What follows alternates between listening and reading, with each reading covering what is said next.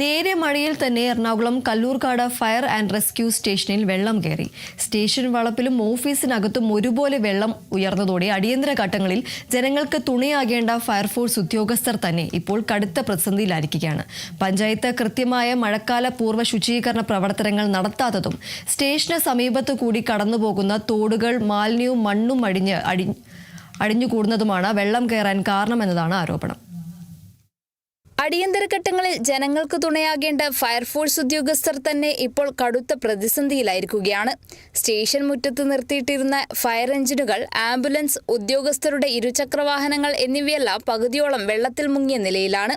ഓഫീസിനുള്ളിലേക്ക് ശക്തമായി വെള്ളം കയറിയതിനെ തുടർന്ന് കമ്പ്യൂട്ടറുകൾ അടക്കമുള്ള ഉപകരണങ്ങൾക്കും ഫർണിച്ചറുകൾക്കും കേടുപാടുകൾ സംഭവിച്ചു. കൂടാതെ നിരവധി പ്രധാനപ്പെട്ട സർക്കാർ ഫയലുകളും ഔദ്യോഗിക രേഖകളും വെള്ളം കയറി നശിച്ചതായാണ് വിവരം. പഞ്ചായത്തിന്റെ ഭാഗത്തു നിന്നുണ്ടായ വീഴ്ചയാണ് ഈ ദുരവസ്ഥയ്ക്ക് കാരണമെന്ന് ഫയർഫോഴ്സ് ഉദ്യോഗസ്ഥർ ആരോപിക്കുന്നു.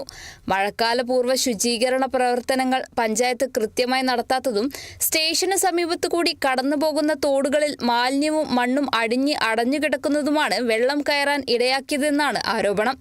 നിലവിൽ 40ഓളം ജീവനക്കാരാണ് സ്റ്റേഷനിലുള്ളത്. ഇവരുടെ സുരക്ഷ പോലും ഇപ്പോൾ ചോദ്യചിഹ്നമായിരിക്കുകയാണ്.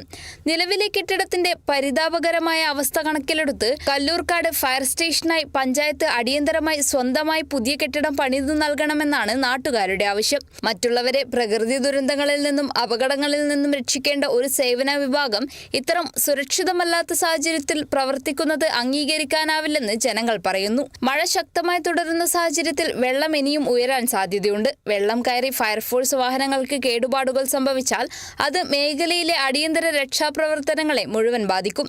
വിഷയത്തിൽ അധികൃതർ അടിയന്തരമായി ഇടപെട്ട് നടപടി സ്വീകരിക്കണമെന്ന ആവശ്യം ശക്തമാണ്. Kerala vision news, Ernakulam.